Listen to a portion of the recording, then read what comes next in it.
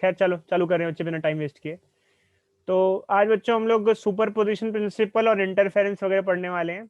और इसको स्टार्ट करने से पहले हम आप लोगों ने बच्चों अपनी 11th क्लास में सुपर पोजिशन ऑफ वेव पढ़ा होगा।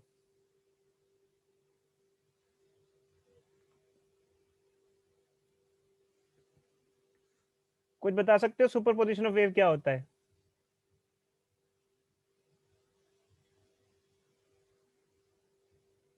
कुछ आइडिया किसी को, कोई हिंट?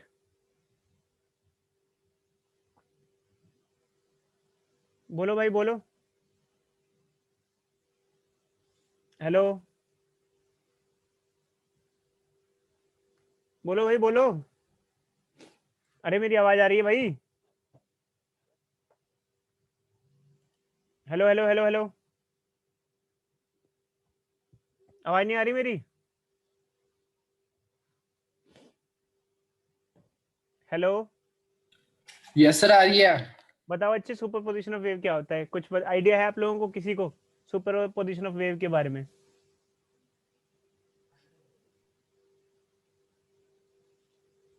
देखो बच्चों, जब आप अपनी 11th क्लास में थे तो आपको सुपर पोजिशन ऑफ वेव पढ़ाया गया था। इसका मतलब क्या होता है, कोई एक पी पॉइंट है, वहां पर दो वेव्स पहुंच रही हैं, एक यहां से और एक यहां से, एक यहां से और एक यहां से, जैसे मान लो। अब पी पॉइंट पे क्या होगा, फाइनली दो वेव का कॉम्बिनेशन होगा, कंबाइन इफेक्ट होगा। जैसे मान लो आप सुन रहे हो, कोई बात सुन रहे हो, कोई बोल रहा है, आप उसकी कोई बात सुन रहे हो। जैसे कोई दो लोग बोल रहे हैं, आप आपके कान में दो आवाज जाएंगी, एक और दूसरा, दोनों पर्सन की आपके कान में आवाज जाएगी।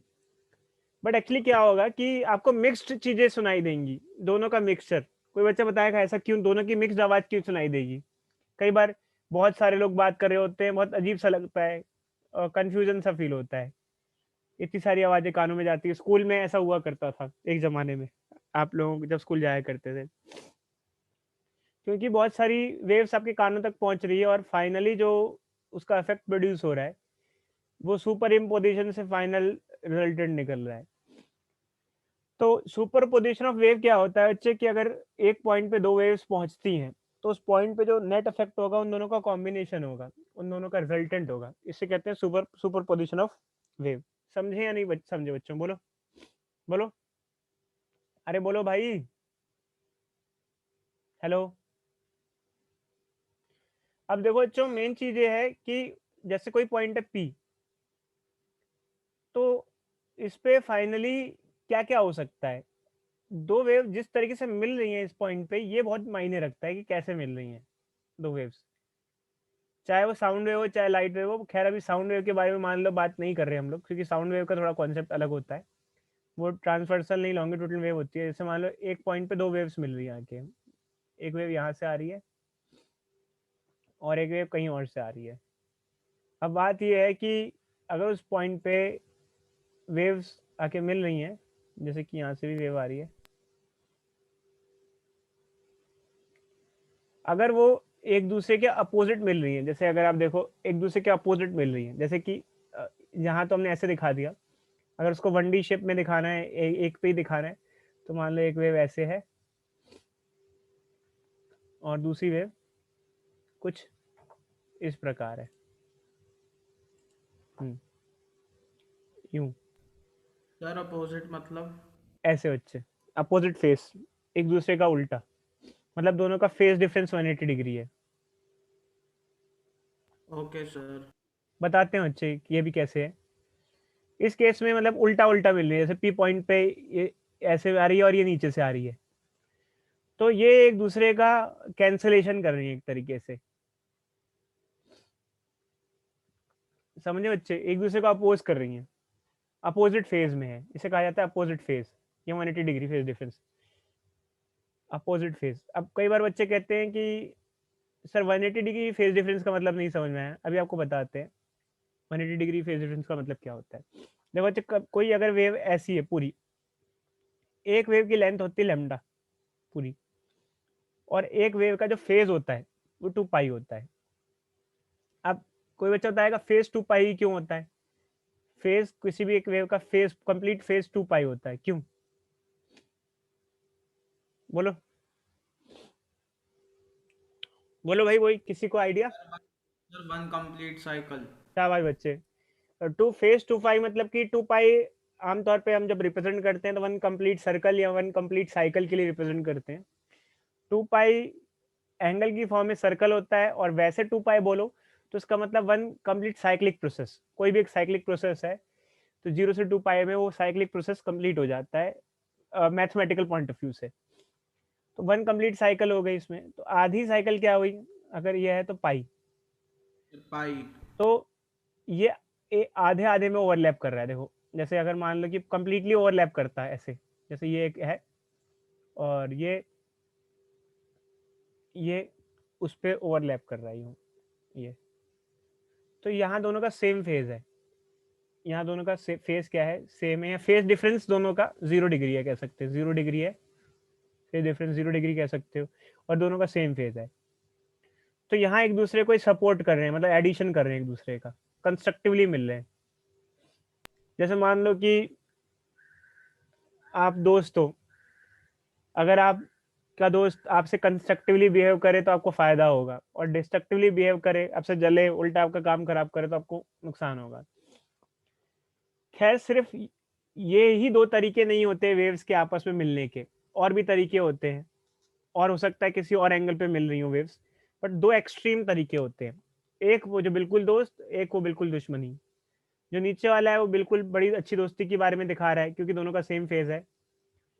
नीचे जैसे कोई पॉइंट है, मान लो let us take we have a point, ये बच्चे वैसे मुझे इस पे नहीं दिखाना चाहिए था, ये मुझे उस पे दिखाना चाहिए था, जैसे मैंने ऊपर दिखाया था ये वैसा है फिगर, ऊपर जो दिखाई थी ये इस तरीके से, बट मुझे इस नंबर लाइन पे ऐसे दिखाना पड़ रहा है कि कैसे मिल रहे हैं कंस्ट्रक्टिवली। अब जैसे मान लो एक पॉइंट है एक्स, और और ऊपर वाले में ये पॉइंट है वाई, तो वाई पे क्या हो रहा होगा, कंबाइंड इफेक्ट क्या होगा, और एक्स पे कंबाइंड इफेक्ट क्या होगा? बोलो बच्चे, कुछ आइडिया? सर वाई पे 0 है। वाई पे बच्चे 0 जरूरी नहीं हो, कम हो जाएगा, रिडक्शन हो जाएगा, अगर दोनों वेव बराबर होगी तो 0 भी हो जाएगा, दोनों एक दूसरे को कैंसिल करने पे तुली हुई है, दोनों वेव एक दूसरे को अपोज कर रही हैं, और एक्स पे दोनों एक दूसरे को सपोर्ट कर रही हैं, तो एडिशन होगा दोनों का, मतलब दोनों एक दूसरे को सपोर्ट कर रही हैं, सर मतलब वाई पे सब्ट्रैक्ट होगा। सबसेक्शन होगा।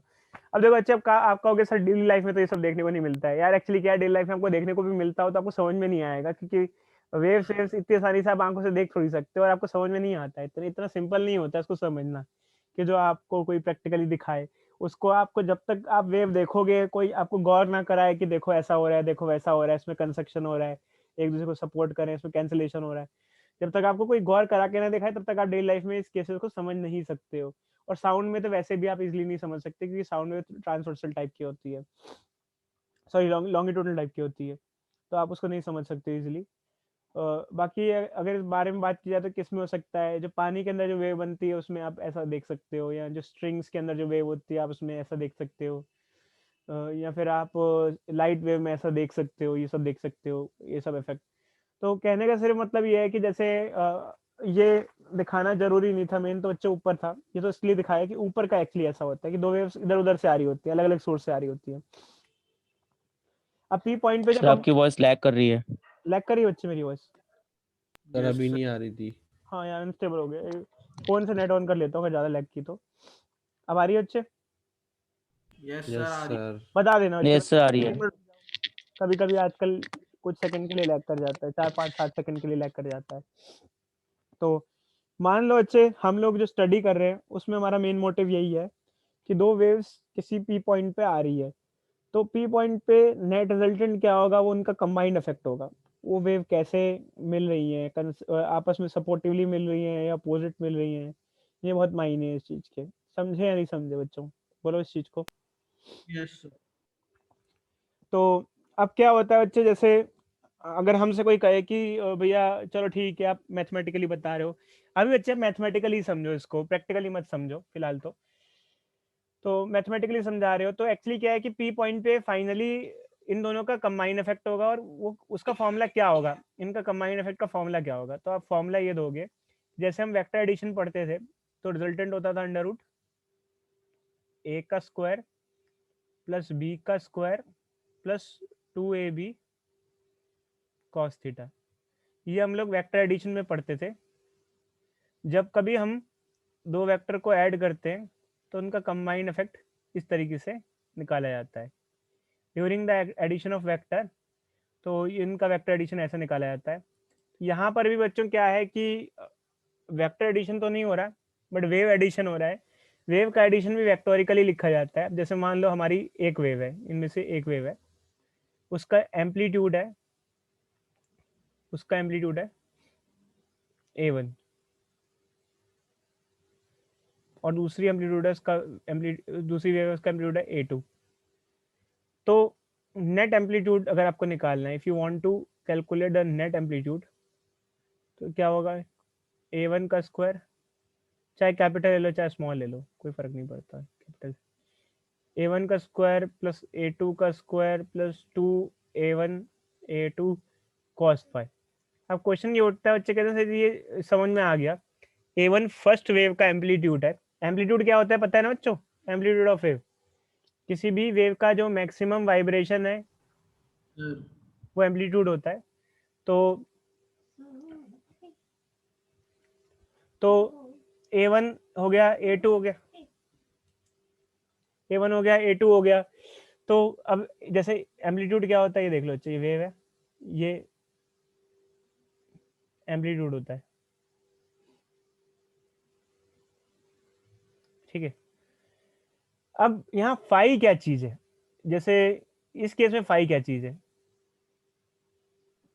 sir, phase difference. Phase difference, phi is phase difference between waves. वैसे तो कुछ भी हो सकता है ये, बट हम दो स्पेशल केसेस की बात करते हैं। कौन कौन से, एक में जब वो बिल्कुल अपोजिट मिल रही है और एक में बिल्कुल सेम में मिल रही है। देखो बच्चे ये नीचे वाली फिगर, ये वाली हम बात करते हैं, इसमें क्या है, अपोजिट फेज मतलब कि फेज डिफरेंस जो हो गया उनका 180 डिग्री का हो गया, ठीक, ठीक है। और इसके अंदर जो फेज डिफरेंस है वो क्या है, 0 हो गया। Zero. तो चलो अच्छा एक काम करो, जैसे हम आपको एक चीज बताते हैं, एक चीज और बता देते हैं जिसमें कैंसिलेशन हो रहा है, आप उसको डिस्ट्रक्शन भी बोल सकते हो, डिस्ट्रक्शन, इसे कह सकते हो डिस्ट्रक्शन। इसमें डिस्ट्रक्शन हो रहा है, इसमें कंस्ट्रक्शन हो रहा है, एक तरीके से दोनों एक दूसरे को मिल रहे हैं। अगर आपका दोस्त आपके साथ मिलके आपको कोई चीज सिखाए, हेल्प करे, आप उसके साथ सिंक्रोनाइज करो तो कंस्ट्रक्शन होता है, और आपकी आपके साथ वाले बंदे के साथ ना बने तो क्या होगा, डिस्ट्रक्शन होगा। तो ये बताने बच्चे कि कंस्ट्रक्शन में फाइनली एम्पलीट्यूड का क्या फॉर्मूला बनेगा, अगर फाई की वैल्यू पुट कर दी जाए, और डिस्ट्रक्शन में दोनों केसेस में क्या क्या फॉर्मूला बनेगा एम्पलीट्यूड का, रिजल्टेंट एम्पलीट्यूड का क्या फॉर्मूला बनेगा दोनों का। जी जल्दी करो बच्चे, बताओ।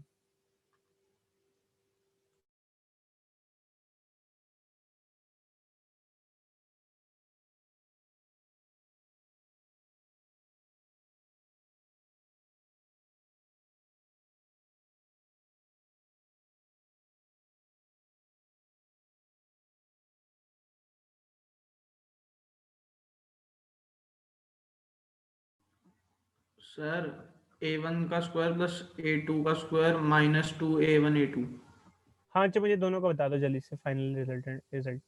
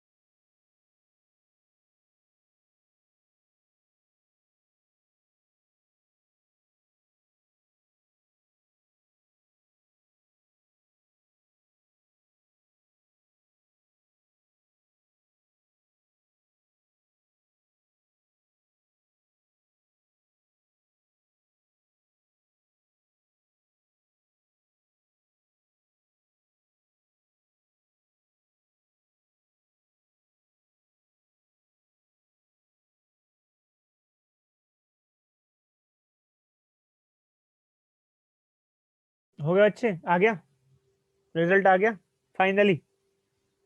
Hello hello hello hello hello, अरे मेरी आवाज आ रही है बच्चों? आ गया दोनों का रिजल्ट फाइनली?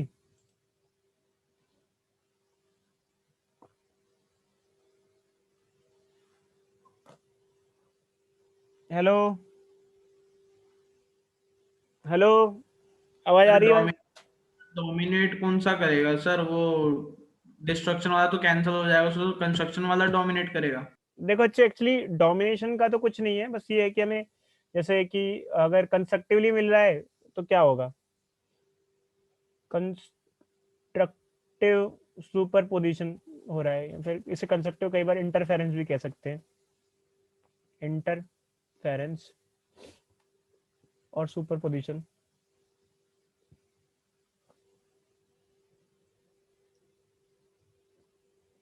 सर वॉइस नहीं आ रही। मैं बोला ही नहीं बच्चे कुछ भी।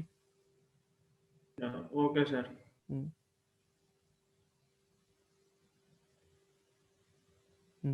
कंस्ट्रक्टिव हो रहा हो तो क्या होगा?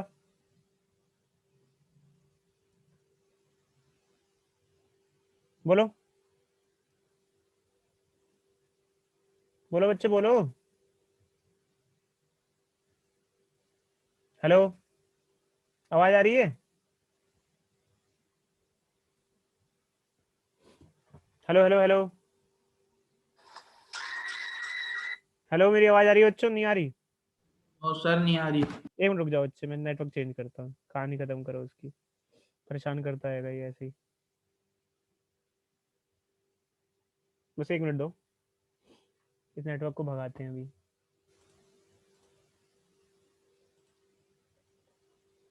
लग रहा है किसी पड़ोसी वड़ोसी के हाथ में पासवर्ड लग गया है मेरा।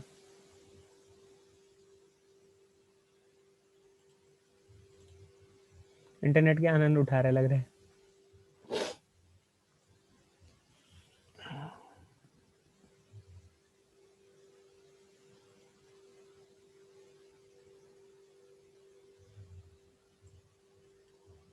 हेलो, अब आई ना बच्चे आवाज?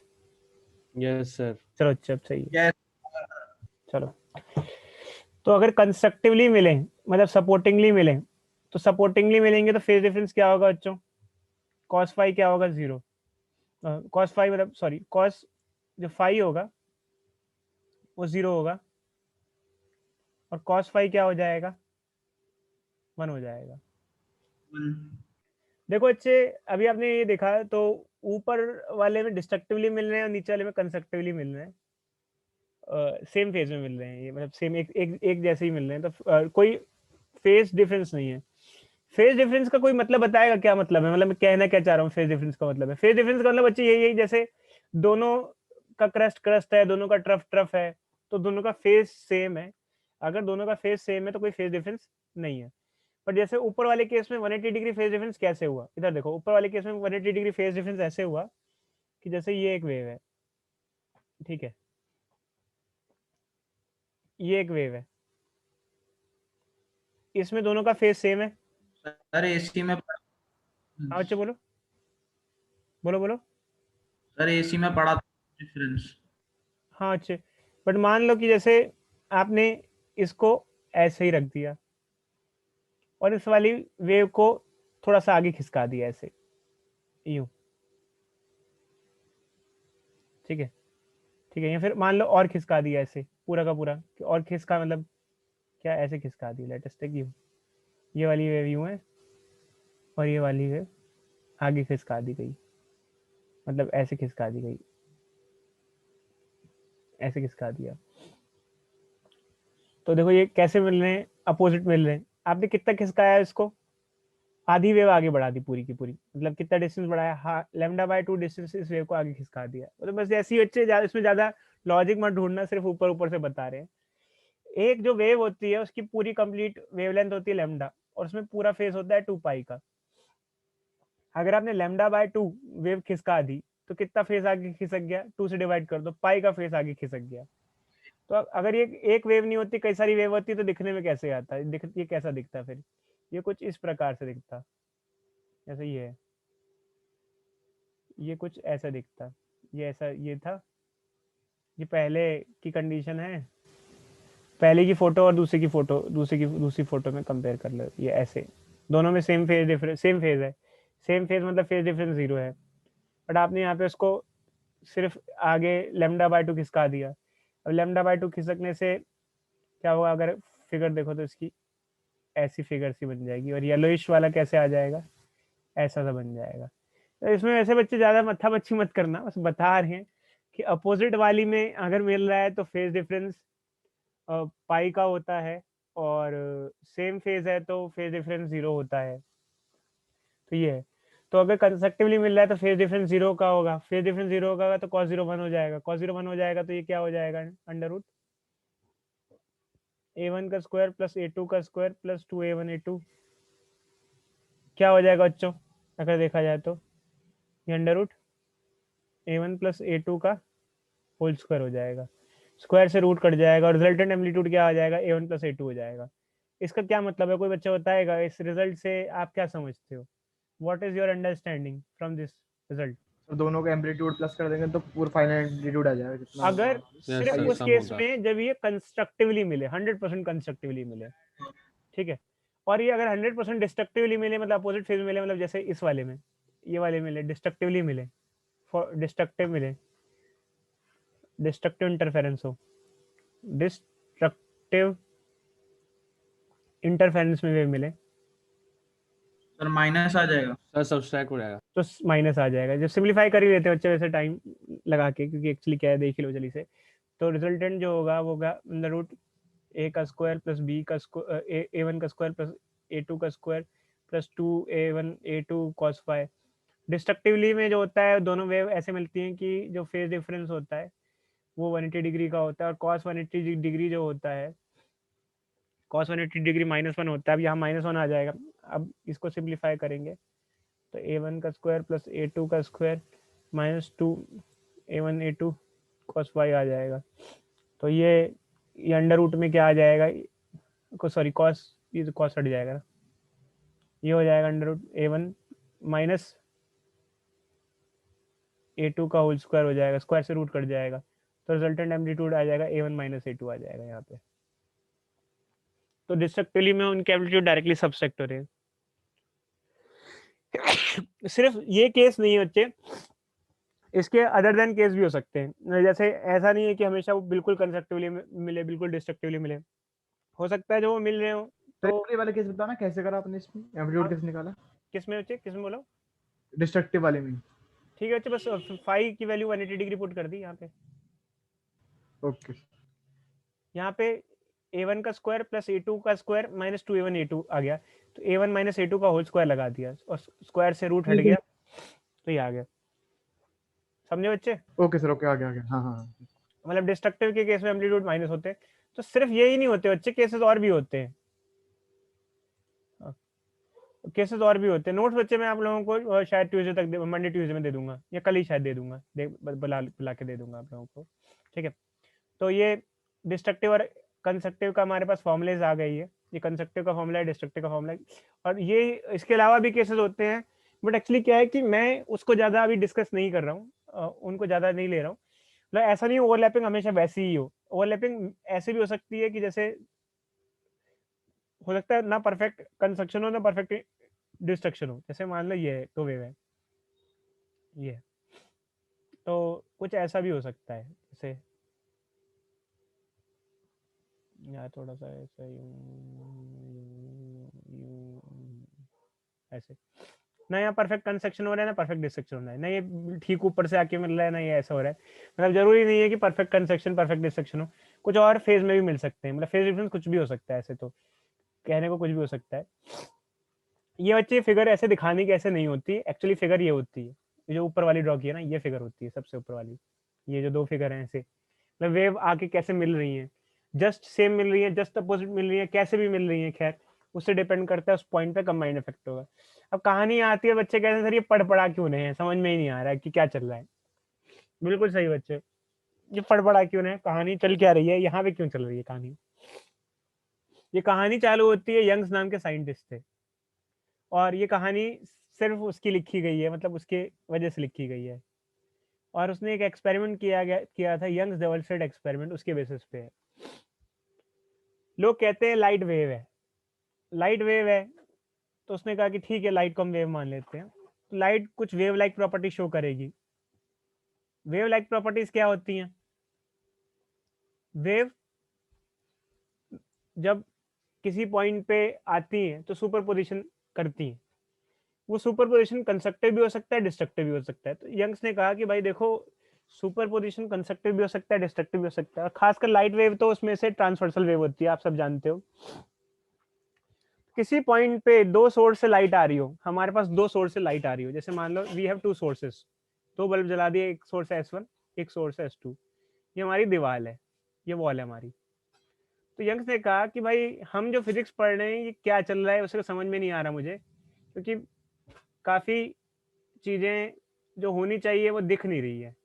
क्या चीज़ नहीं दिख रही है, क्या उसके साथ क्वेश्चंस थे? उसका सबसे बड़ा क्वेश्चन ये था कि अगर लाइट को आप वेव मानते हो तो इस सोर्स से लाइट किसी पॉइंट P पे पहुंचती है मान लो, और इस सोर्स से भी लाइट इस पॉइंट पे पहुंचती है, और मान लो लाइट वेव है क्योंकि वेव की तरह ऐसे पहुंचती है लाइट, और मान लो कि इस पॉइंट से पहुंची और इस पॉइंट से भी लाइट पहुंची, और उन्होंने कर दिया डिस्ट्रक्शन।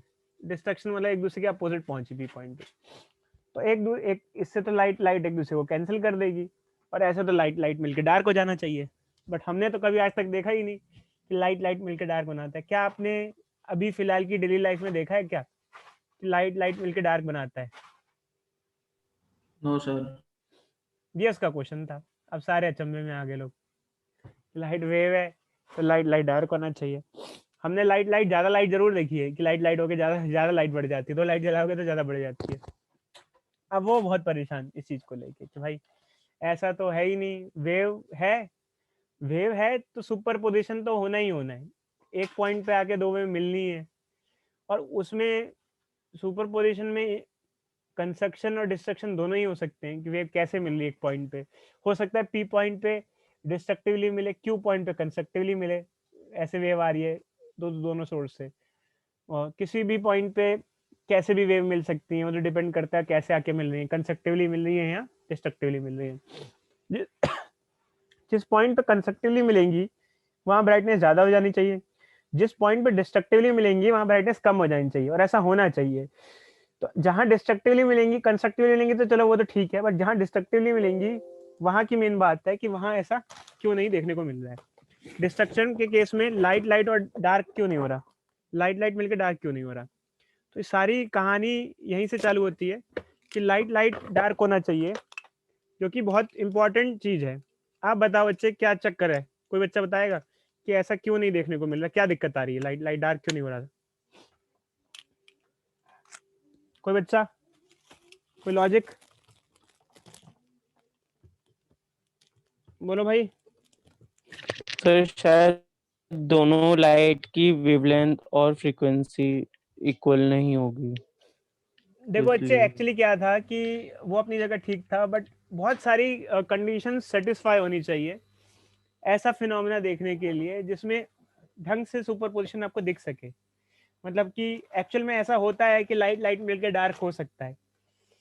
यंग्स ने बहुत सोचा, बहुत समझा, बहुत रिसर्च की, उसको बाद में कुछ चीजें धीरे धीरे समझ में आई कि फिलहाल जिस सेटअप से वही देख रहा है उस सेटअप से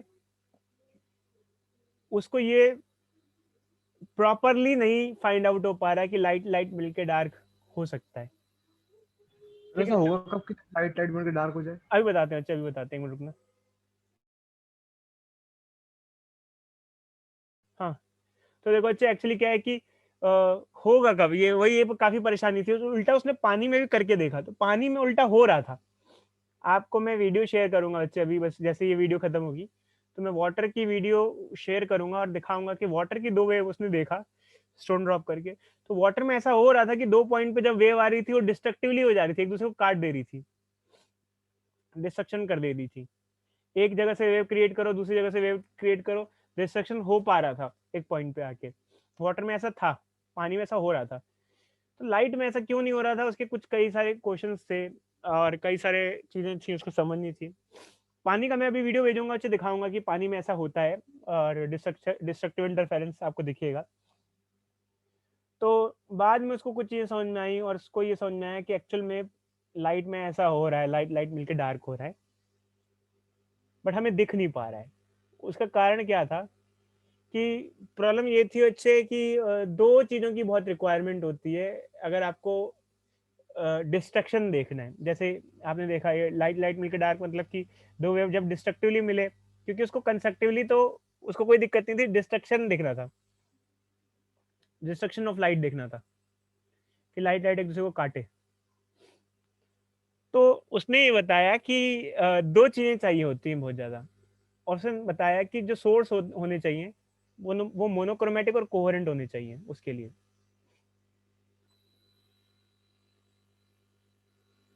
मोनोक्रोमेटिक हो ना हो काम चल जाएगा, कोहेरेंट जरूर होने चाहिए।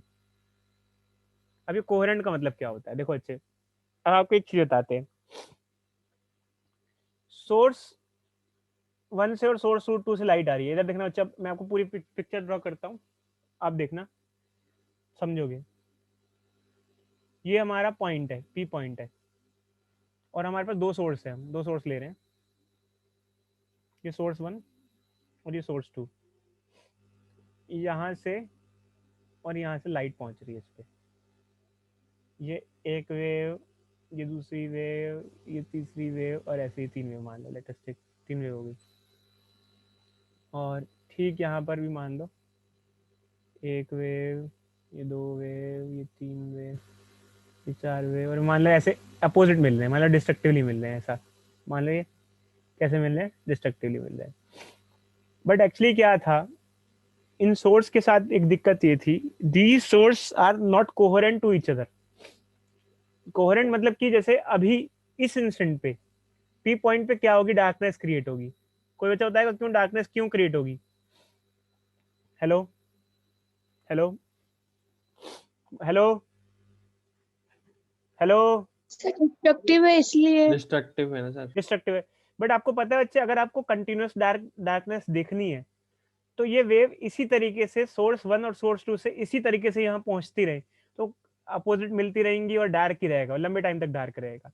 बट मान लो कहानी ऐसे घटी कि S1 की जो वेव थी वो ऊपर से निकल रही थी, अभी अभी ऐसे ऊपर से आ रही थी, अब वो नीचे से वेव भेजते, मतलब वेव उसकी चेंज हो जाए, क्योंकि सोर्स है भाई, सोर्स में कैसी वेव एमिट हो रही है ये डिपेंड सोर्स पे करता है, वो चेंज करता रहता है अपनी वेव। अब नीचे से वेव भेज दी उसने ऐसे ही करके चेंज करके, और इससे क्या हुआ, वो ऐसे वहां पहुंची कि अब यहाँ पर कंस्ट्रक्शन हो गया, मतलब कंस्ट्रक्टिवली पहुंची, क्योंकि वो जो सोर्स है वो जो वेव भेज रहा है, कभी वो वेव ऊपर से भेज रहा है किसी एक सेकंड में ऐसे, और किसी एक सेकंड में वो वेव नीचे से भेज रहा है, उसका कोई थॉट ठिकाना नहीं है वो किस तरीके से वेव भेजेगा। ये समझ रहे हो या नहीं समझ रहे बच्चे? सोर्स जब अपनी वेव भेज रहा है, कभी वो ऊपर से भेज रहा है, कभी उसकी वेव जो जा रही है ऊपर से ऐसे नीचे जा रही है, कभी नीचे से ऊपर जा रही है। ये समझ में आ रहा है फर्स्ट और सेकंड?